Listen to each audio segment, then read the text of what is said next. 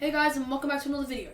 In today's video, I'm going to be explaining how to make parallax effect in Geometry Dash. If you don't know what parallax effect is, it's basically, say you're in the car and you're looking out the window.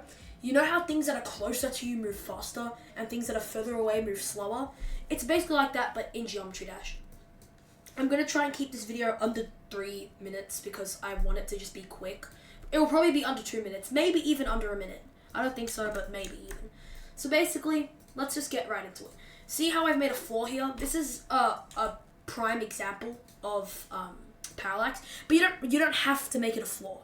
It can be anything. It can be like city backgrounds, and you can make that parallax because that's just how things are.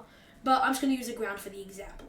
So if you're doing a ground, I highly recommend putting down an options trigger, going to edit object. The options trigger has all of these little options for you, hence the name options trigger.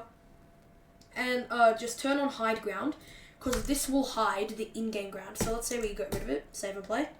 It has the ground and the other ground, and it just looks ugly and stupid, and that just doesn't look good. So just pop down the options trigger, edit object, and then turn on hide ground. In the editor, it might still be appearing because you might still have show ground on. So you can just turn that off in the editor. But if you turn off show ground here, but don't have the options trigger, see, let's get rid of the options trigger, turn off show ground, save and play. It will still show it because that show ground thing is only for the editor. So now we're going to get into the actual parallax effect itself. Excuse me, I have a cough. It's actually a Monday, I'm supposed to be at school, but I'm sick. So in case you haven't noticed, the reason my ground's glitching on the very left is because I've warped the blocks too much. Never warp the blocks too much, otherwise they will lag out like that. I'm just doing it because this is just a showcase. So, you can get 3 or more layers, or maybe even less, but 3 is just like the best one. So make your first layer, I usually recommend putting it above the player. The player's on Z layer 1, T1. So I highly suggest putting it on T2, so it's in front of the player.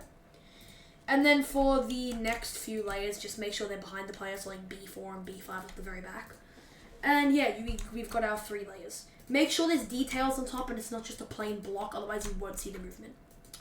Then basically go on each layer and give them a different group. So this will have group 1, this will have group 2, and this will have group 3. And if there's more layers, then give them further and further groups. Then place down a move trigger. So let me just move away. Place down a move trigger. Put the ID of your first layer in, mine's 1. Set the move time to -1, which means it will do it forever. Press player under lock X, so it will lock the ground to the player. But see how it's like stuck to the player? Like in real life, when we're moving across the ground, it's not stuck to us. We're moving along it. So we need to make it like less locked to the player. So 0.3 for the mod X at the top, which means it will be locked to the player's movement, but it won't exactly be stuck to the player. It will move away from it. There we go. And then for the other 2, because they'll be static like this, just get the move, copy it, do your next ID for your next layer, keep the move time the same, keep it locked on player X, but just make the decimal place higher. Like mine was 0.3 for layer 1, but I'll make it like 0.6 for layer 2. And then for number 3, you can either do like 0.8 or 0.9, something like that, or just don't lock it.